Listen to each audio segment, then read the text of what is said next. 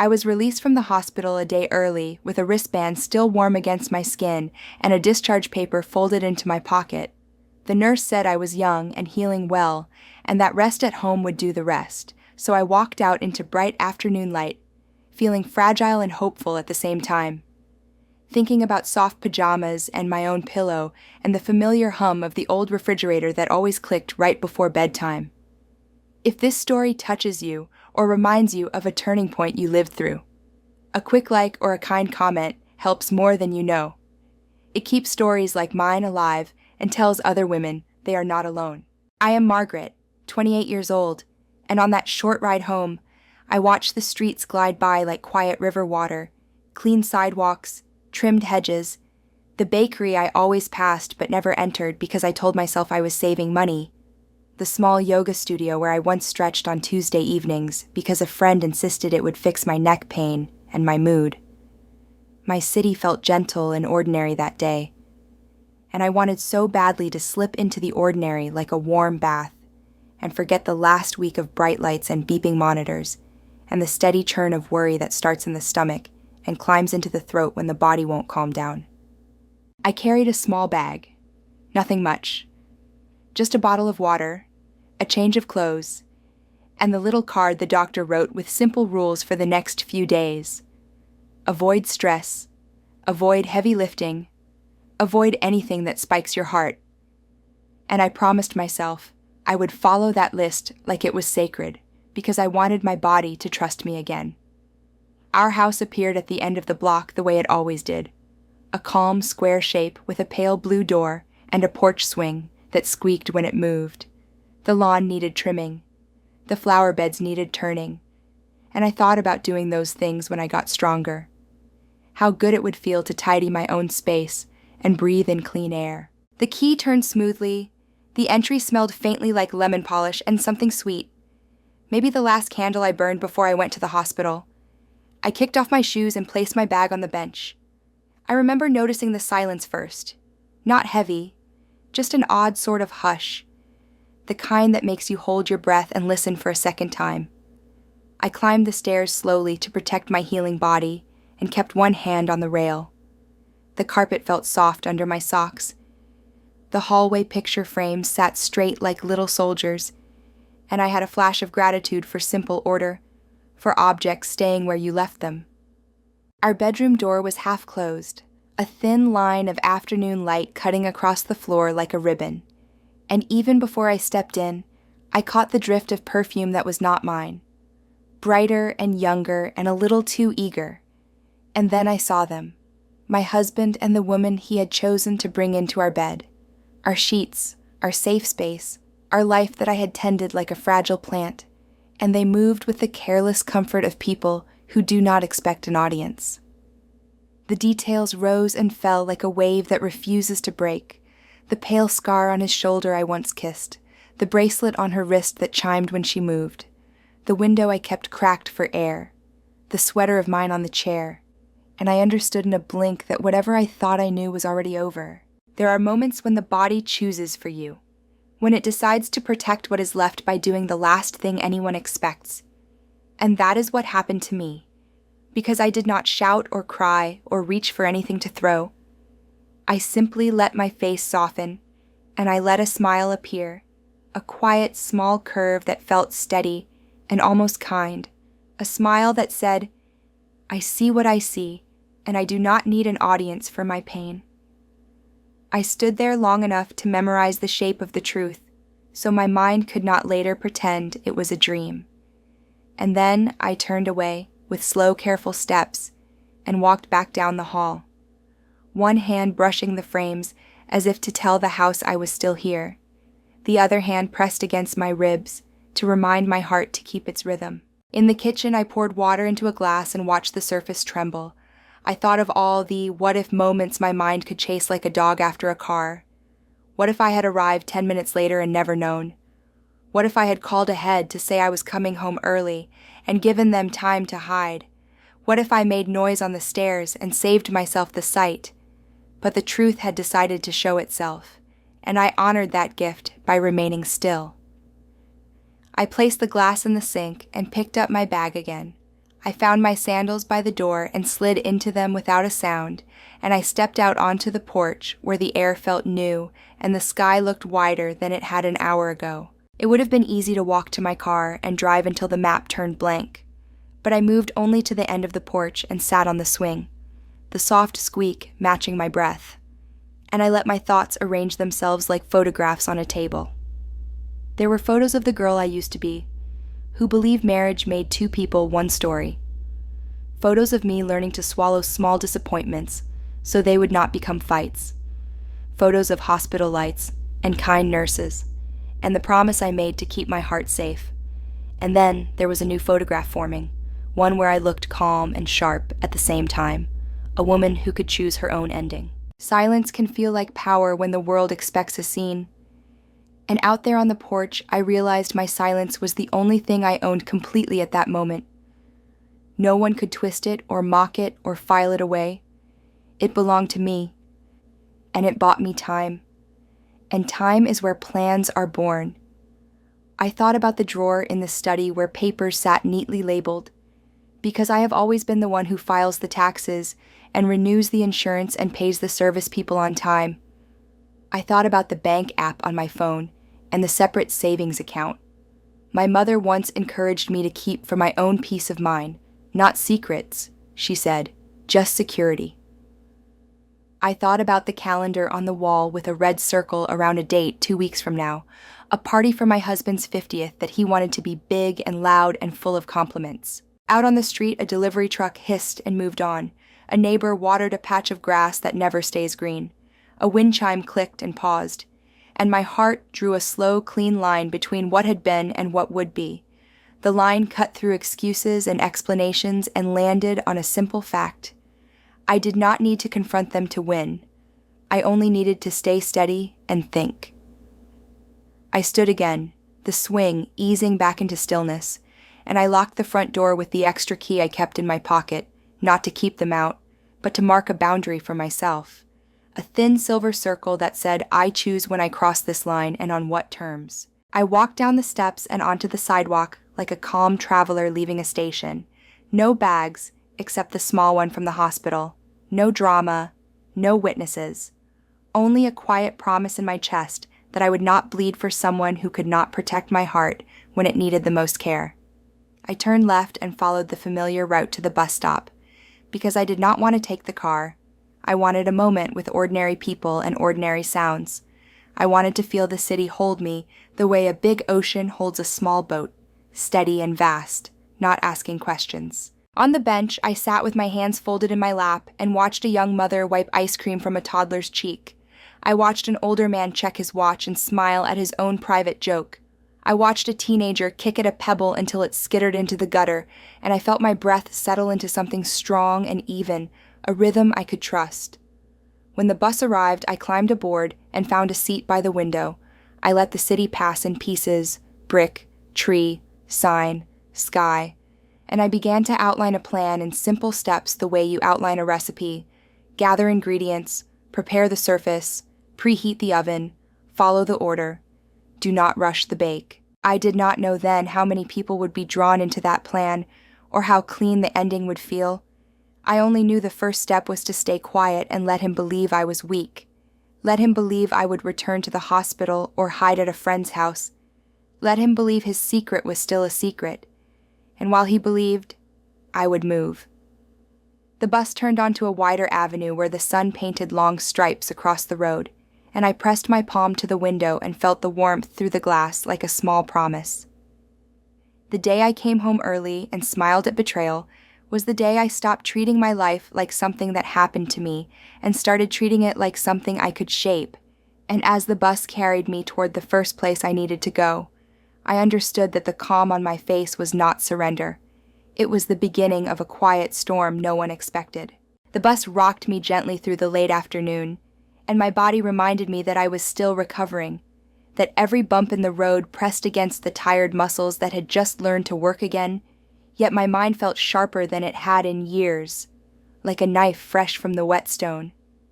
I thought about how the doctor told me my heart needed peace, no tension, no shocks, no surprises, and I almost laughed quietly at how quickly life had tested that instruction, throwing me into the kind of storm no body could ever truly prepare for. My fragile body felt heavy, but my spirit, oddly enough, felt light, as if I had finally put down a burden I carried without naming for too long. When the bus turned toward the quieter part of town, I pressed the button and stepped down onto the pavement. The air smelled faintly of cut grass and gasoline, and I walked slowly to a building I once called my second home, the library where I used to spend hours escaping into other people's stories. It might have seemed strange to anyone watching, a woman leaving betrayal behind only to sit among shelves of forgotten books. But I needed a place where silence carried a different meaning. Not silence as in being ignored, but silence as in possibility. Silence as in a page waiting to be filled. I found my corner near the large window where sunlight always poured in around this hour, and I lowered myself into the wooden chair, pulling my small bag into my lap as if it held treasure. I opened the notebook I had tucked in with my discharge papers, a simple blue cover lined with faint creases from years of use, and I began to write, not poetry, not angry words, just a list, plain and steady, a list of what I knew, what I had, and what I still needed. The list grew across the page like a ladder I could climb. Names, dates, accounts, memories, each one a rung leading me upward from the hole my husband thought he had buried me in. For years I had filed away receipts and tax returns, paid the bills, balanced the checkbook, all the quiet labor of a wife that went unnoticed, and because of that habit I now held knowledge he never respected enough to learn himself. Knowledge was leverage, and leverage was power, and power was the one medicine my heart seemed to crave more than rest. I sat there until the sun slid lower, and in that fading light, memories unspooled without asking, memories of the early days when his smile made me believe I was safe, when he promised adventures and mornings filled with laughter, when he looked at me like I was the only person in the room. But memories are not always kind. They twist, they sharpen, and I also saw the cracks that I once painted over. The nights he stayed late at work without reason, the times he dismissed my fatigue with a wave of his hand, the small lies about money that I ignored because I thought every marriage had secrets. My mind replayed those old films not to torture me, but to remind me that betrayal rarely arrives like a lightning strike. It grows slowly like ivy on stone until one day the wall is covered and you no longer remember its clean face. The hospital stay had been the final signal. The doctor said stress had not caused everything, but had certainly pushed me to the edge, and in that sterile bed I realized I was not just fighting for my health, I was fighting for my life. Not the years ahead, but the quality of those years, the freedom to breathe without fear, to live without shrinking. That realization now burned steady in my chest. It told me that I could not simply forgive and try again, not because anger ruled me, but because survival required me to step out of the cycle and into something new. Betrayal had broken my illusion, but in its place, I found a truth stronger than illusion ever was. I had the chance to choose myself. By the time the library lights flickered to signal closing, I had a page filled with lines that would become a map, a quiet blueprint no one else could read. I packed my notebook carefully, stood slowly to protect my healing body, and walked out into the evening air where the sky blushed pink before fading into purple. I tightened my sweater around me and felt a curious strength settle in my bones, the kind of strength that does not roar but hums low and constant like the steady engine of a ship.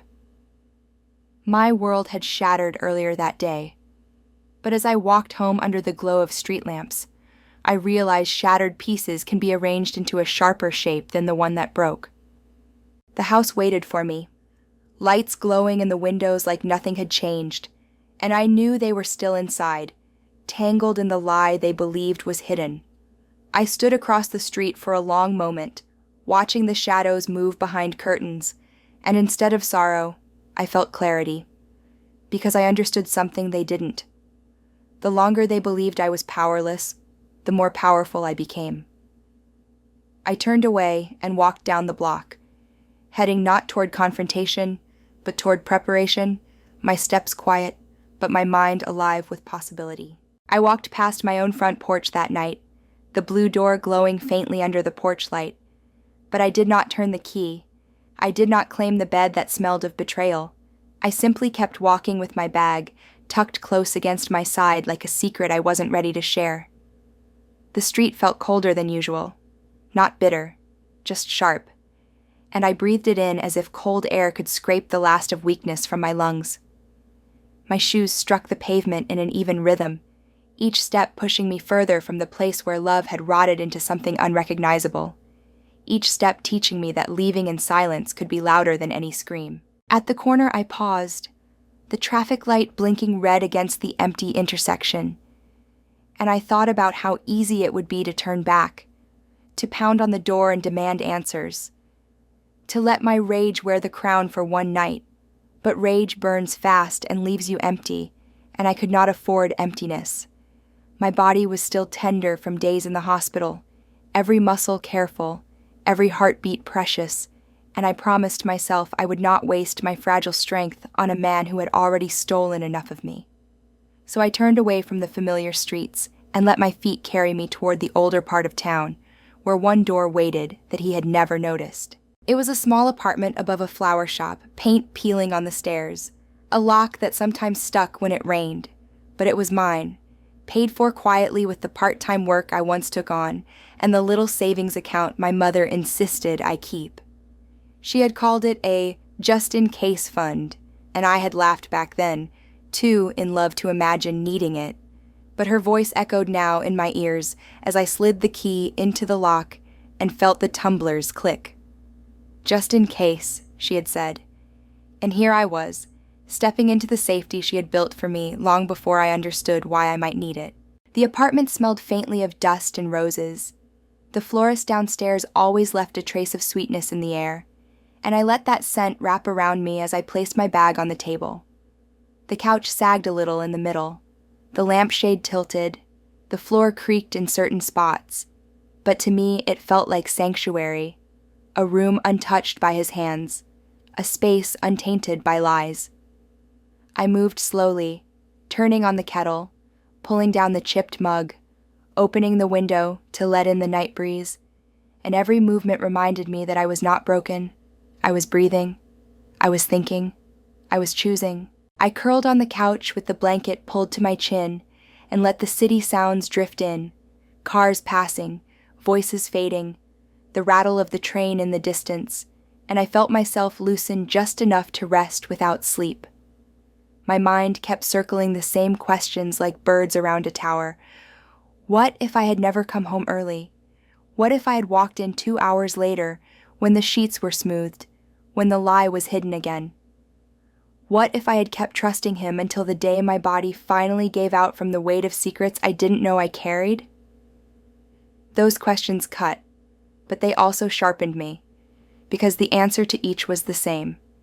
I was meant to see. I was meant to know. And now, I was meant to act. Before dawn touched the sky, I rose, poured the cold tea down the sink, and pulled my notebook back into my lap. I added more lines to the list. Lines that would become steps. Steps that would become the road out of this cage. My handwriting shook from exhaustion, but steadied with purpose, names, accounts, the date circled in red when the party would come, and one word underlined twice: wait. Waiting was not weakness. Waiting was strategy. Waiting was letting the enemy believe he was safe while you built the ground beneath his feet into a trap. I closed the notebook, pressed it flat under my palm, and whispered into the stillness of the room. Not a prayer, not a curse, just a promise that I would not waste my pain on shouting matches or hollow revenge. I would turn my silence into something sharper than his betrayal. And with that, I lay back and let my eyes close, not fully asleep, but resting, already shaping the storm that no one, least of all him, would ever see coming. The morning light slipped through the thin curtains of that little apartment, painting the walls in soft gold, and as I sat with my hands wrapped around a lukewarm mug of tea, Memories began to surface like stones rising through water, heavy and undeniable, pressing against me until I could no longer pretend they weren't there, because the truth was that his betrayal hadn't begun in that bed I saw with my own eyes.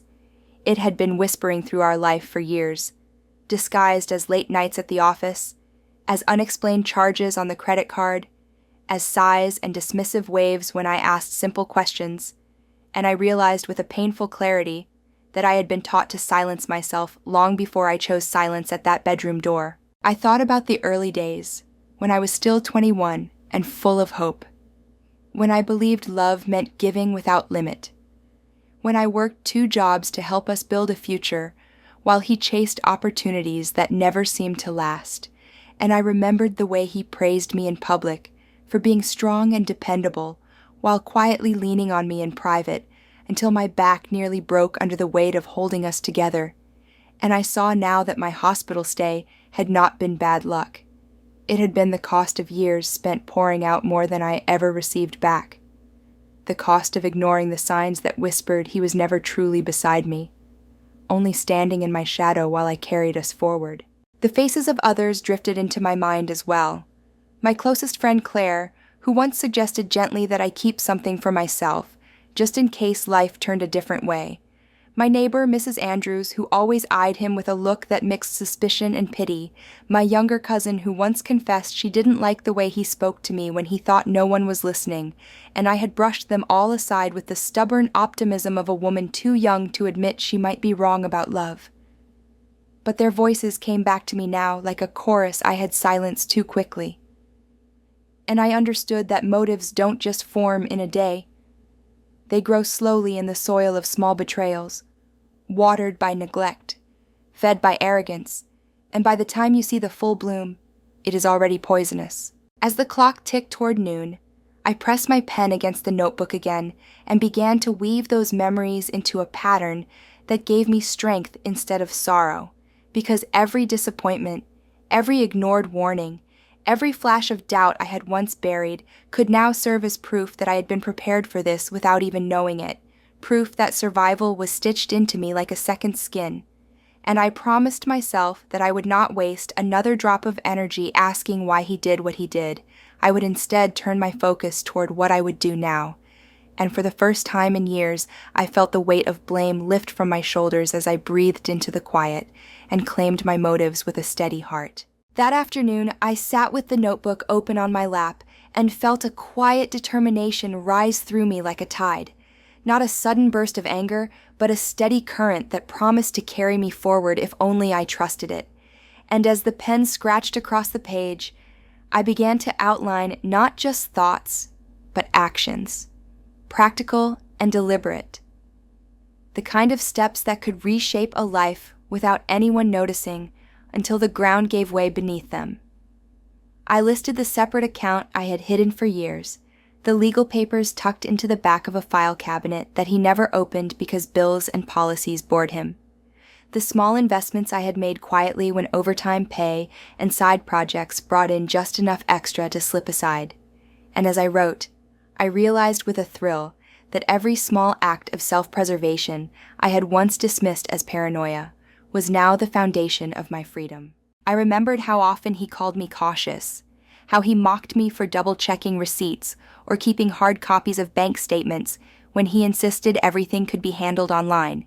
But in his dismissal, he had given me cover, because while he laughed at my habits, I was building a record, a trail of proof that showed who truly held our life together. And as I looked at those pages, I saw not weakness, but power. The power of being underestimated, the power of being overlooked until the moment you decide to no longer be invisible. That realization filled me with a heat that had nothing to do with anger, and everything to do with clarity. And I knew then that my plan was not just about leaving, it was about reclaiming what was mine, and ensuring he could never again hold me hostage inside my own home. The more I wrote, the clearer the vision became, not a vague dream of escape, but a structured design with steps and timing, and at the center of it all stood the date circled in red on the calendar, his 50th birthday, the celebration he had bragged about for months, the night he expected to stand at the center of attention surrounded by friends, colleagues, and perhaps even the woman I had seen in our bed. And as I imagined that scene, I felt no dread, only resolve, because I understood that there was no stage more fitting for the unveiling of truth than the one he had built for his own pride. The thought of it steadied me, gave me purpose, and turned my trembling hands into hands capable of creating something precise and undeniable. By the time the evening shadows crept into the little apartment, I had already gathered the documents I would need, placing them in neat stacks on the table, and as I touched each piece of paper, I felt my body grow lighter, as though every signature and every stamped page was a brick removed from the weight pressing on my chest, and in that release I discovered a new strength, the kind that does not shout or beg, but waits patiently, the kind that moves quietly and strikes only once, leaving no room for denial. I leaned back against the couch and closed my eyes, the sounds of the city drifting in through the window, and for the first time since I left the hospital, I did not feel fragile. I felt awake. I felt aligned with something larger than pain, and I knew without question that the plan had already begun. The days that followed stretched long and deceptively quiet, each one cloaked in ordinary routines that would have seemed harmless to anyone watching from the outside. Yet beneath that surface calm, I was building something deliberate, something sharp, and every choice I made carried the weight of preparation. In the mornings, I walked through the city like any other young woman recovering from illness, carrying a canvas bag over my shoulder, stopping for bread or fruit at the corner market, nodding politely to strangers who never guessed that inside that bag sat folders of bank statements and receipts copied neatly at the library printer, documents that formed the skeleton of a truth my husband believed was buried too deep to ever be found. I visited the bank under the pretense of asking about interest rates and quietly confirmed the balances I had tucked away. I slipped into my lawyer's office as though simply updating a form, but left with knowledge that no man who underestimates his wife would ever think she possessed, and as the papers stacked higher on the small table in my apartment, I felt each page add strength to my bones. Meanwhile, his voice still reached me, shallow and careless through the phone, short calls that carried no warmth, only rehearsed lines about rest and recovery, as if reading from a script he had written to maintain appearances.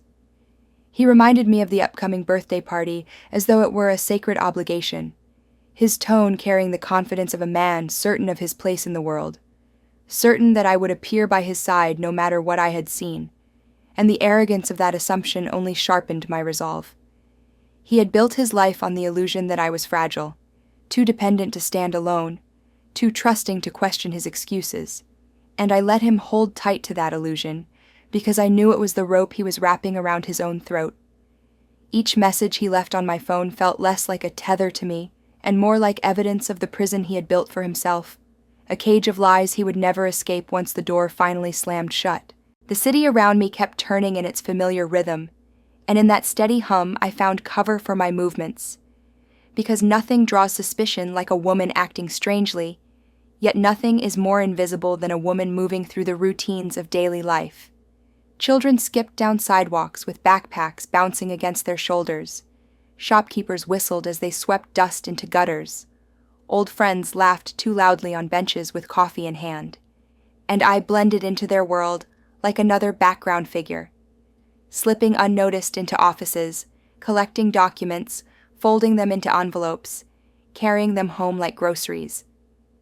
My body, still tender from the hospital, seemed to gather energy with each purposeful act, as if the very discipline of planning was healing me faster than rest ever could, and I began to feel a strength that pulsed deeper than muscle, a strength born of clarity, of knowing exactly what had to be done and when to do it. No prescription pill could have offered me that kind of medicine. At night, I spread the papers across the narrow table by the window, the glow of the city beyond casting long shadows over the words, and I studied each line until I could see the pattern clearly, the flow of money, the hidden debts, the arrogance of decisions he thought I would never notice.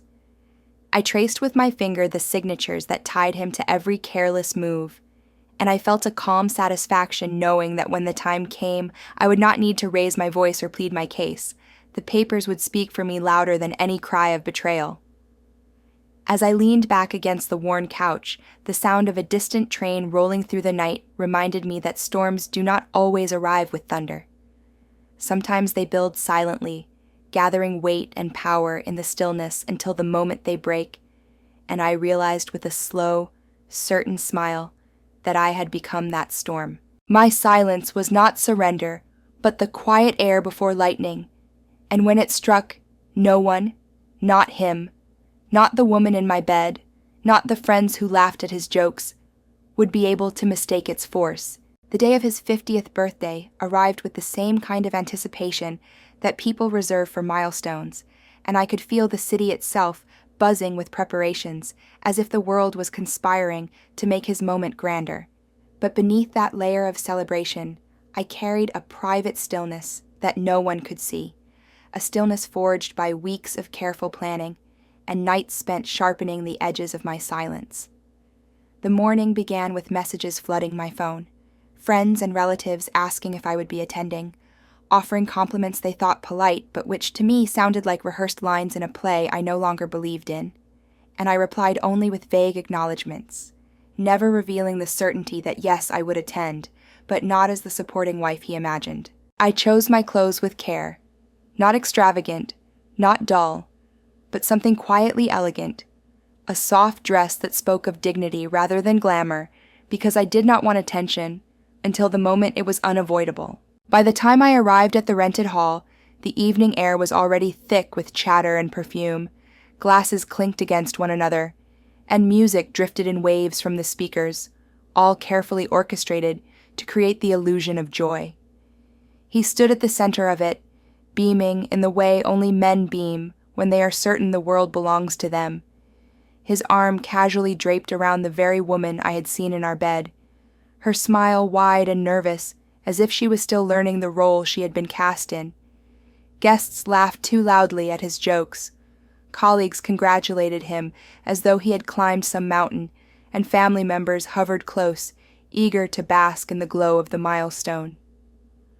From the edge of the room I watched it all, and instead of the pain I once feared, I felt a detached calm, almost pity, because I knew that every word, every toast, every smug look was nothing but a final act before the curtain dropped. I mingled quietly, exchanging pleasantries with neighbors and distant cousins, nodding along as people told me how radiant I looked after my recovery, and with each smile I offered, I felt the papers in my bag press against my side like a heartbeat, reminding me of the truth I carried.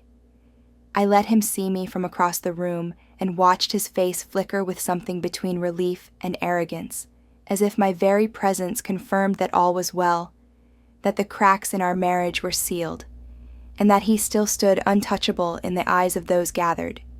That assumption was the sweetest part of the trap, because in believing that I had returned to my role, he gave me the cover I needed to strike without resistance. And as the evening moved forward, I could feel the air thickening with the weight of what was about to unfold. When the band quieted and the microphone was passed into his hand, he cleared his throat and prepared to deliver the kind of speech he had likely rehearsed for weeks. A speech about gratitude, about the strength of family, about love and endurance. And I held myself still, waiting for the perfect moment. He raised his glass to toast his own success, his own life, his own carefully constructed image. And in that pause, that fragile breath before the applause, I stepped forward, my voice steady and clear, carrying not emotion but fact, and with one smooth movement, I placed the envelope on the table before him.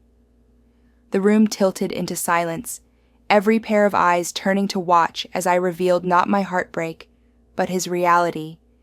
Documents spread like cards in a game he thought he had already won, and I knew with absolute certainty that the trap had sprung shut around him, leaving no escape.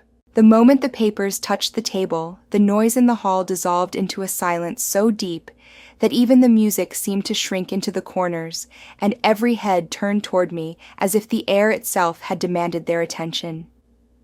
My husband's smile faltered, the confident curve of his lips stiffening into something brittle, his fingers hovering above the glass he had just raised. And the woman at his side shifted uneasily, her hand sliding from his arm as if her body already understood what her mind had not yet processed. I did not raise my voice. I did not shout accusations or beg for sympathy. Instead, I let the document speak with the quiet authority of truth.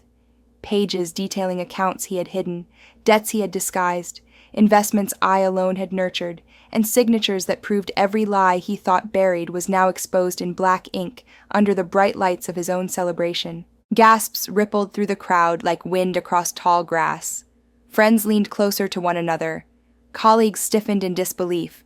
Family members exchanged quick glances heavy with the thrill of scandal, and in the center of it all he stood frozen, his pride collapsing under the weight of evidence he could not deny. The mistress tried to mask her discomfort with a strained smile, but her eyes darted from page to page, reading the implications faster than she could swallow them, and I knew with a calm satisfaction that she realized in that instant she had tethered herself to a sinking ship. My silence, my careful absence, my calm composure had led to this stage, and watching his world unravel in front of an audience he had invited felt less like revenge and more like justice. Finally uncoiling after years of being restrained, I lifted my chin and spoke only once, my words measured and steady, not a plea for pity, but a declaration of fact, reminding him and everyone listening that betrayal is not just about broken vows, it is about theft of trust, of health, of years that can never be returned. My tone carried no malice, only dignity, and that dignity cut sharper than anger ever could, because it reminded everyone in the room that I had not come here to beg for acknowledgement, but to reclaim what was mine and expose what was his. The documents proved I was the one who held the reins of our life all along, the one who had preserved stability while he indulged his arrogance, and as those around him absorbed that truth, I saw respect begin to shift in their eyes, sliding away from him and settling quietly on me. The applause never came. Not for him. Not for me. Because what filled the room instead was a heavier recognition, a collective awareness that something irreversible had just happened, and the balance of power had been rewritten in a way none of them expected. He lowered the glass with trembling hands, his voice caught in his throat, unable to form excuses in the face of such clarity, and the mistress stepped back further, until the space between them felt like a chasm, her expression already calculating how quickly she could detach herself from his downfall.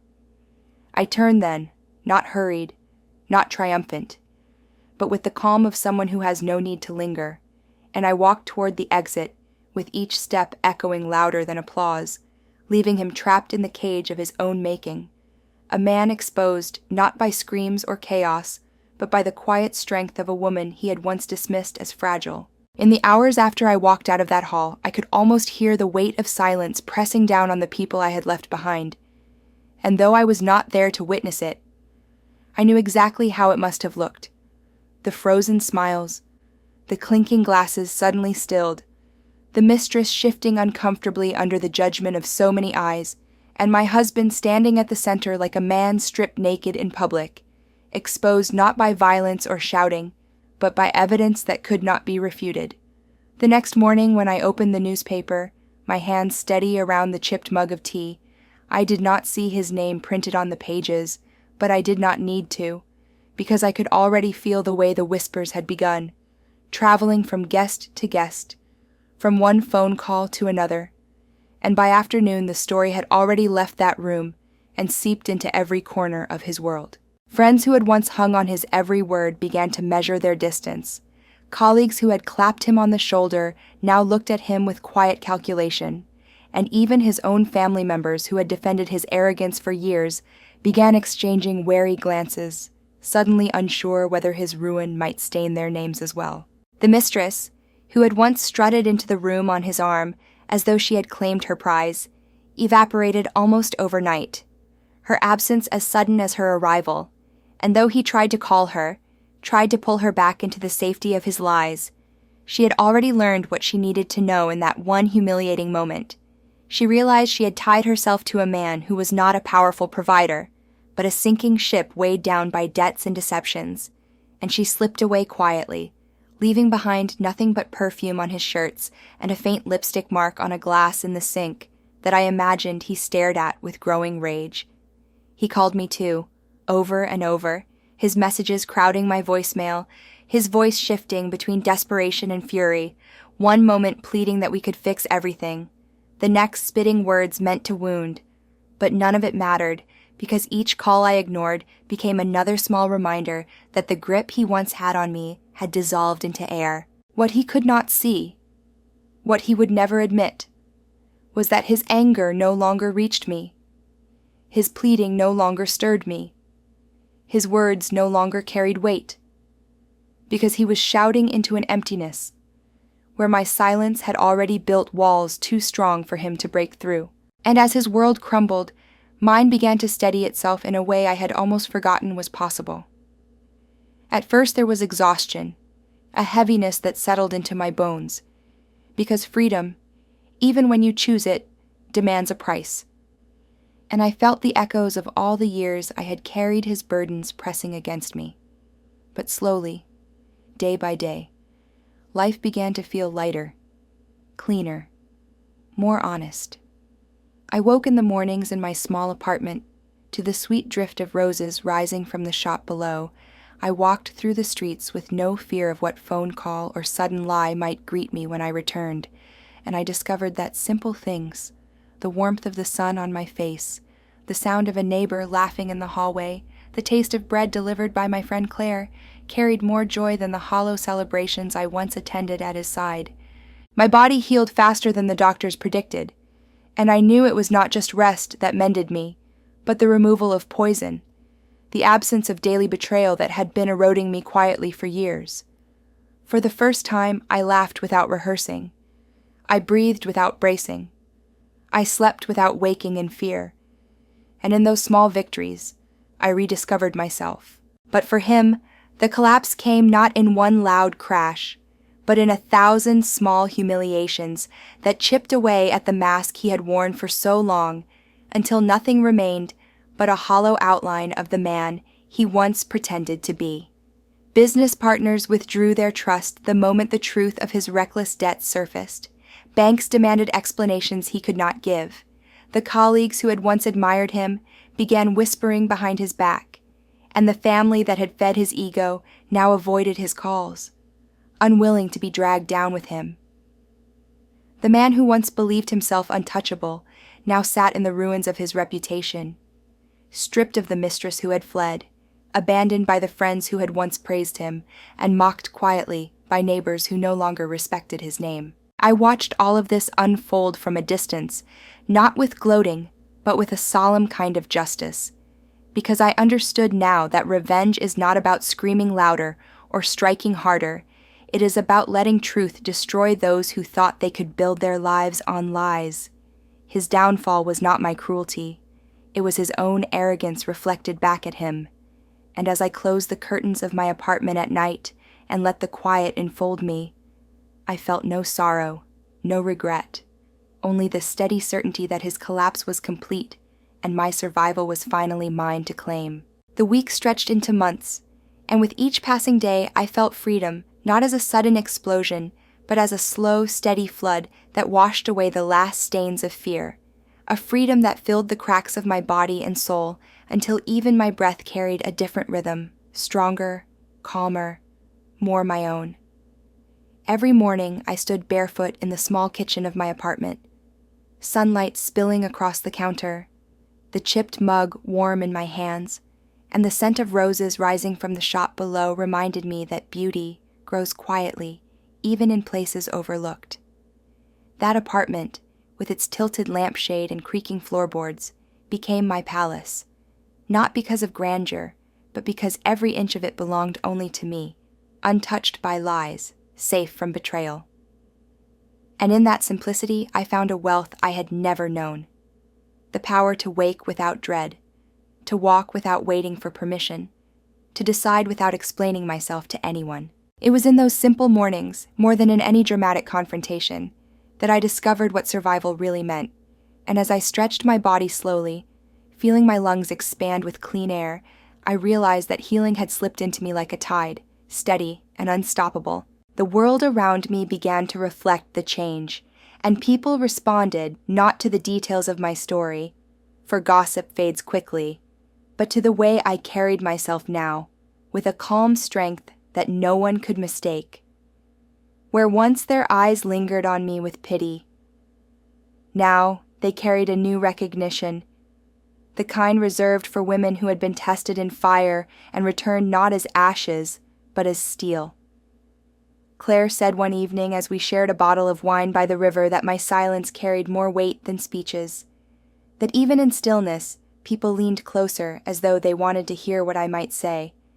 And Mrs. Andrews, the old neighbor who once gave me those knowing looks, now greeted me each morning with a nod full of respect, as if acknowledging me as part of a secret sisterhood of women who had survived storms and emerged with crowns invisible to the world, but shining all the same. And though their recognition warmed me, what mattered most was the way I looked at myself in the mirror, not with doubt or apology, but with pride, meeting my own gaze without flinching, standing straighter, not out of defiance, but out of certainty, knowing at last that my value was mine alone, unshakable, undeniable, and eternal. While my days blossomed with quiet triumphs, his world caved inward with relentless force, and the collapse that began at that birthday party deepened into something crueler than any punishment I could have designed. His name, once spoken with respect, became a warning told in whispers. The proud stride he once carried diminished to the shuffle of a man hoping not to be noticed, and the arrogance that once filled rooms now leaked away until only bitterness remained. The mistress who had stood at his side evaporated like perfume in the air, unwilling to chain herself to a sinking ship, and his colleagues, once eager to shake his hand, withdrew, their smiles tight and false, until eventually they stopped returning his calls. Even his family, who had defended him so fiercely, began to detach, embarrassed to admit the pedestal they had built was hollow, and one by one they left him to stand in the ruins alone. His punishment was not fire, not scandal splashed across headlines, but something more enduring. The erosion of relevance, the gnawing hunger of isolation, the daily humiliation of realizing that the world no longer cared whether he stood or fell. And though part of me once imagined savoring his ruin, what I felt instead was a deeper, colder satisfaction, because I hadn't destroyed him. His own arrogance had. And that truth was sharper than any revenge I could have plotted. One evening, I stepped onto the balcony of my apartment, the sky painted in streaks of crimson and violet as the sun slipped into night, and the city below hummed with its endless rhythm of lights and voices, and I thought about the woman I had been, the girl who gave everything, the wife who kept silent, the patient who almost lost her heart in every sense. I thought about the moment in that hospital, when the doctor told me to avoid stress, to keep calm, to protect myself. And I realized that what had once sounded like medical advice had become a life commandment. I thought about standing in the doorway of that bedroom, my husband tangled in betrayal. And I understood why the smile had come so easily, because even then I had known, in some buried part of me, that his downfall had already begun, and that my liberation was no longer a dream, but a certainty. As the first stars pierced the sky, I whispered to myself words I had never spoken aloud. I am no longer his wife, no longer his victim, no longer the shadow of his choices. I am my own woman, alive, untouchable, unstoppable. Justice had not come in fire, but in truth and freedom, I now knew, with every beat of my steady heart, was the most exquisite revenge of all, a crown he could never steal, a triumph no one could deny, and a legacy that would outshine every ruin he left behind. And if this story touched something inside you, if you felt even a piece of my journey in your own heart, I'd love for you to stay with me here. Hit that like button so I know you're out there listening. Drop a comment to tell me what part of this story spoke to you most, and don't forget to subscribe so you never miss the next one. Your support means more than you know. It's what keeps these stories alive and reminds me that none of us are ever truly alone.